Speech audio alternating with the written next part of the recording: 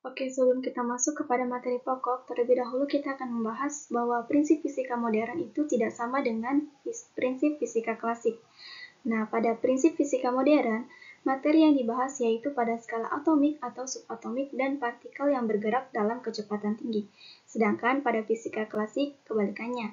Contoh teori fisika klasik yaitu menganggap bahwa cahaya adalah gelombang.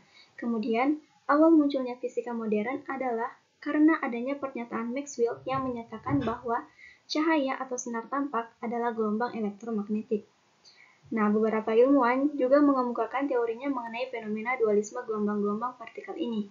Salah satunya yaitu prinsip ketidakpastian Heisenberg. Penggunaan praktisnya dapat dilihat pada peralatan modern seperti mikroskop elektron. Oleh karena itu, untuk memahami mengenai dualisme partikel gelombang, maka pada video ini akan dipaparkan mengenai prinsip ketidakpastian Heisenberg dan pengaplikasiannya dalam mikroskop elektron.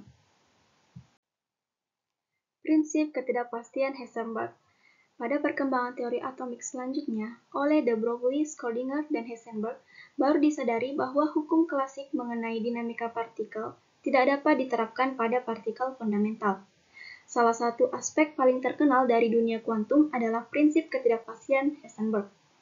Heisenberg menggunakan dualitas gelombang partikel untuk menunjukkan bahwa kita tidak pernah bisa mengukur dengan cermat posisi dan momentum dari sebuah entitas seperti elektron secara bersamaan. Dengan kata lain, kita tidak bisa mengetahui letak dan arah pergi elektron pada saat bersamaan. Kacaunya lagi, elektron sendiri tidak bisa tahu letak dan arah perginya secara cermat. Pada tahun 1927, seorang ilmuwan Jerman bernama Werner Heisenberg mengemukakan suatu prinsip ketidakpastian yang menyatakan bahwa hampir tidak mungkin untuk mengukur dua besaran secara bersamaan, misalnya posisi dan momentum suatu partikel. Asas ketidakpastian Heisenberg berbunyi, tidak mungkin menentukan posisi dan kecepatan elektron dalam suatu waktu dengan ketelitian yang tinggi. Jika suatu percobaan dibuat untuk menentukan posisi elektron, maka kecepatan tidak bisa ditentukan dengan pasti. Begitu pula sebaliknya, jika dibuat percobaan untuk menentukan kecepatan atau momentum elektron, maka posisinya bisa jadi berubah. Artinya, dalam mengemukakan prinsip ketidakpastian Heisenberg ini, bahwa Heisenberg mengatakan suatu elektron itu tidak dapat dilihat pasti di mana letaknya, melainkan ada suatu momentum atau waktu suatu elektron dapat terlihat, tetapi posisinya bisa berubah-ubah.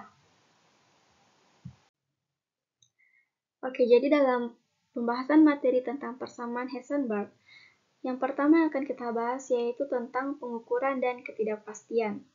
Jika sebuah tanda dibuat partikel pada layar elektronik yang ditempatkan di belakangnya, maka akan kita ketahui partikelnya melalui celah, seperti replika pada gambar di samping. Jadi, dalam batas lebar celah, dinyatakan D, kita dapat menentukan kedudukan X partikel. Dengan kata lain, kita dapat mengukur kedudukan X partikel pada saat dan sebelum memasuki celah. Hingga suatu ketakpastian delta X yang diberikan oleh delta X sama dengan D. Nah, semakin kecil lebar celahnya kita buat, maka semakin kecil ketakpastian kedudukan X benda, dan karena itu semakin tepat diketahui kedudukannya. Karena perilaku gelombang materi, kita tahu bahwa partikel akan difraksikan begitu ia melewati celah. Tetapi meskipun kita tidak akan sanggup meramalkannya di mana pada layar, partikel akan menumbuknya. Selama partikel pada layar, di mana saja kita akan yakin bahwa ia telah melewati celah. Yang kedua ada hubungan ketidakpastian untuk kedudukan dan momentum. Nah, contoh sebelumnya itu mengilustrasikan asas ketidakpastian Heisenberg yang pertama kali dikemukakan pada tahun 1927 oleh Heisenberg. Suatu analisa kuantum menunjukkan bahwa untuk semua tipe eksperimen ketidakpastian delta X dan delta P akan selalu berkaitan melalui persamaan di bawah ini. Jadi persamaannya itu delta Px dan delta X selalu lebih besar atau sama dengan H per 4pi. Perlu diperhatikan bahwa hubungan ini berlaku baik secara teori maupun secara praktek.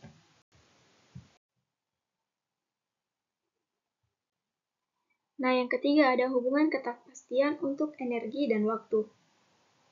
Asas kepastian Heisenberg mempunyai suatu akibat penting bagi sistem seperti atom-atom tereksitasi, yang rata-rata hidup selama suatu selang waktu berhingga, yang disebut waktu hidup rata. Karena waktu hidup rata membatasi lamanya waktu, maka energi sistem haruslah diukur sebelum ia meluruh. Sistem-sistem ini akan memiliki suatu kepastian minimum alamiah dalam energinya yang diberikan oleh persamaan berikut. Jadi persamaan yang menyatakan hubungan kepastian untuk energi dan waktu yaitu delta E sama dengan H per 4 Pi dikali dengan T. Yang keempat, ada asas saling melengkapi.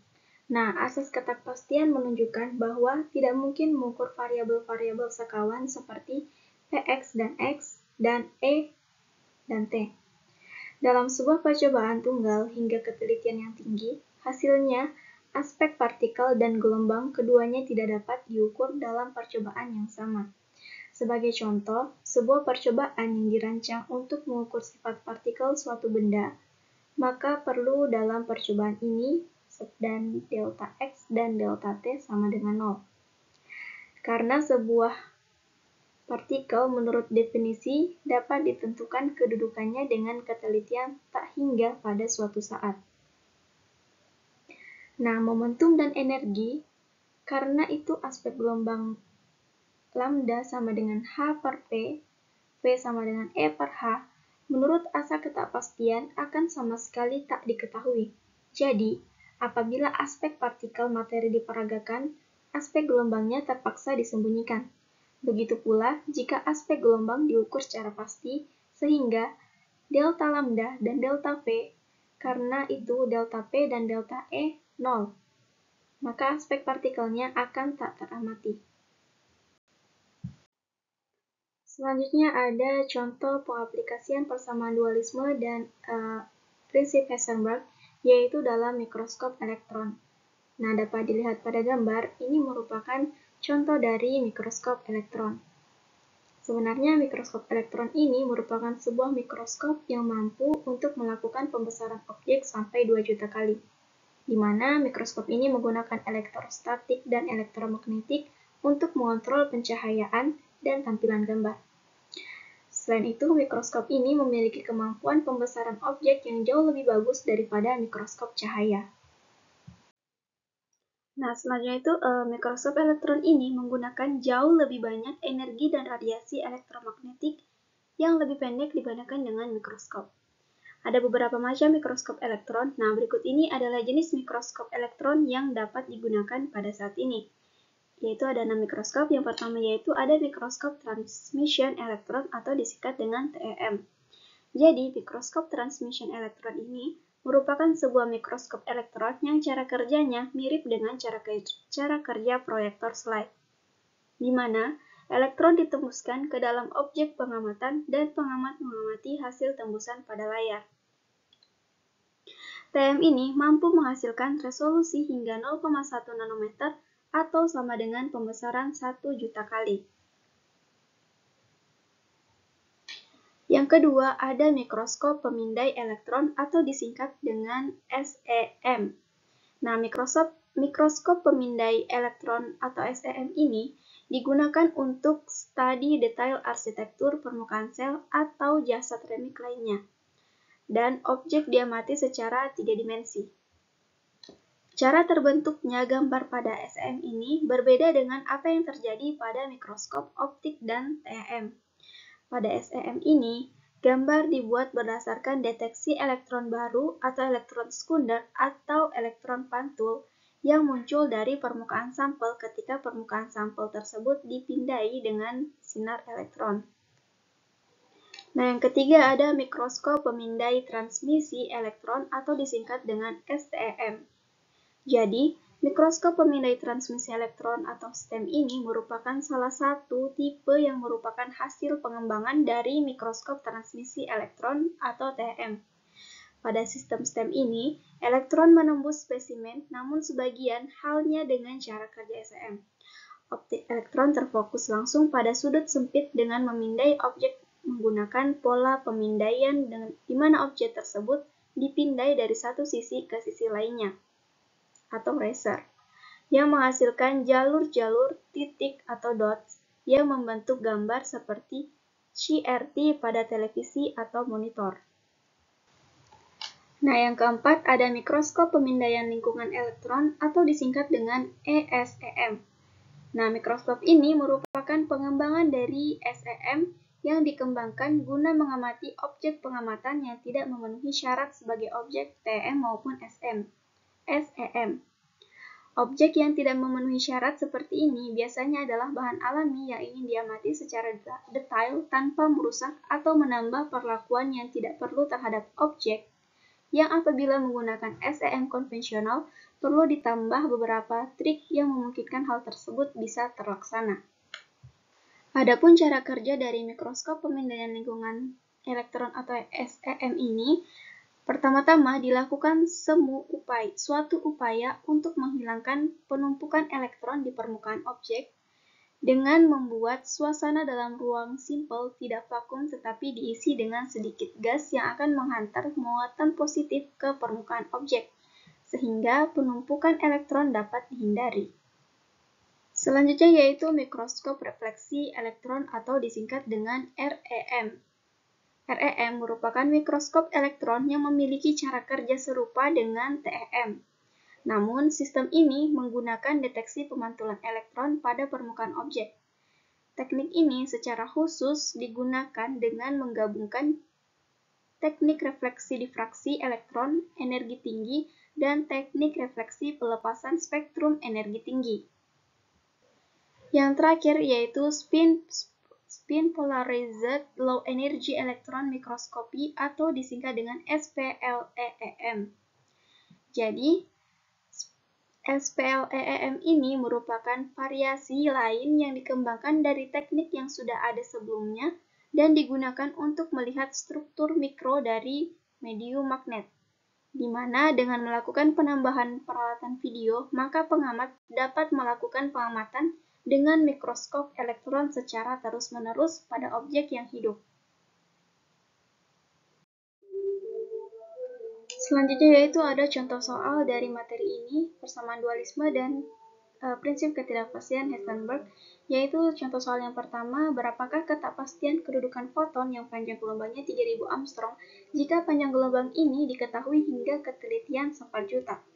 Jadi penyelesaiannya itu, momentum foton diberikan oleh P sama dengan Hc per delta C sama dengan 12,4 dikali 10 pangkat 3 EF dikali Armstrong per 3 dikali 10 pangkat 3 Armstrong dikali C. Jadi ini merupakan tetapan, kemudian disederhanakan kembali menjadi 4,13 EF per C. Nah, ketidakpastian dalam momentum foton adalah bekerja dengan besarnya saja, di mana delta P sama dengan min H per lambda pangkat 2 dikali delta lambda sama dengan P dikali delta lambda per lambda sama dengan P dikali 10 pangkat 6 sama dengan 4,13 dikali 10 pangkat min 6 dikali EV per V. EV per C. Nah, dari persamaan yang telah dijelaskan sebelumnya, diperoleh delta X lebih besar atau sama dengan H per 4 dikali Pi dikali delta P sama dengan H per 4 Pi dikali C dikali delta P sama dengan 12 dikali 10 pangkat 3 dikali EV dikali Armstrong per 4 delta C dikali dengan 4,13 dikali 10 pangkat min 6 EF per detik, di mana hasil penjumlahannya itu sama dengan 2,39 dikali 10 pangkat 6 Armstrong. Nah, hasilnya disederhanakan kembali, jadi hasil akhirnya itu 2,39 M. Contoh soal yang kedua yaitu berapakah ketidakpastian minimum keadaan suatu atom jika sebuah atom tetap berada dalam keadaan ini selama 10 pangkat min 8 detik. Nah, jadi penyelesaiannya itu, di mana waktu yang tersedia untuk mengukur energi adalah 10 pangkat min 8 detik. Hal ini yang diketahui di soal. Jadi, oleh karena itu, dari delta E, delta T lebih besar daripada H per 4 Pi.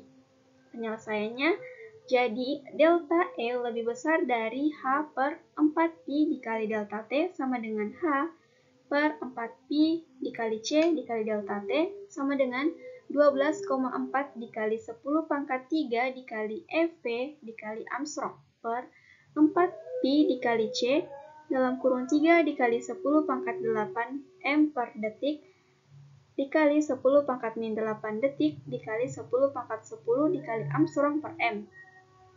Setelah dilakukan penjumlahan, dilakukan kalkulasi, maka hasilnya didapatkan 0,329 dikali 10 pangkat min 7 Armstrong.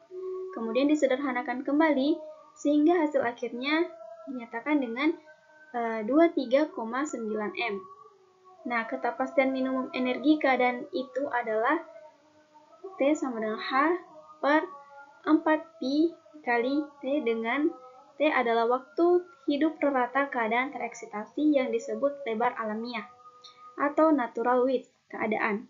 Untuk persoalan ini, waktu hidup ratanya 10 pangkat min 8 detik dan lebar alamiahnya 0,329 dikali 10 pangkat min 7 EV.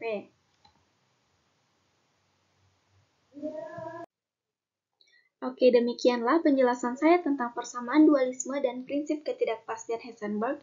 Jadi dapat kita simpulkan bahwasannya prinsip ketidakpastian Heisenberg ini dibagi menjadi 4 bagian. Di antaranya adalah pengukuran dan ketidakpastian, hubungan ketidakpastian untuk kedudukan dan momentum, hubungan ketidakpastian untuk energi dan waktu, dan asas saling melengkapi.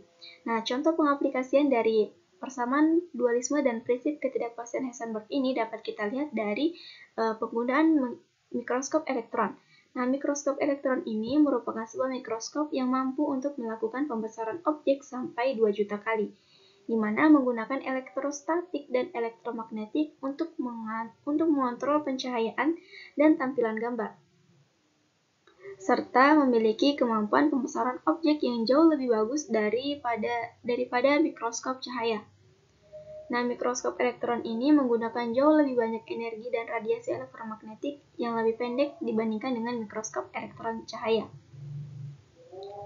Nah, berdasarkan penjelasan saya tadi, terdapat beberapa jenis macam mikroskop elektron. Di antaranya itu ada mikroskop transmission elektron atau TEM, kemudian ada mikroskop pemindai elektron atau SEM, ada mikroskop pemindai transmission elektron atau STEM, ada mikroskop pemindai lingkungan elektron atau SEM, mikroskop refleksi elektron atau REM, dan yang terakhir ada spin polarized low energy electron microscopy atau disingkat dengan SPLEM. Demikianlah penjelasan saya tentang persamaan dualisme dan prinsip ketidakpastian Heisenberg. Saya harap penjelasan ini dapat membantu teman-teman untuk memahami tentang prinsip ketidakpastian dualisme dan prinsip ketidakpastian Heisenberg dan persamaan dualisme. Sekian saya ucapkan terima kasih. Wassalamualaikum warahmatullahi wabarakatuh.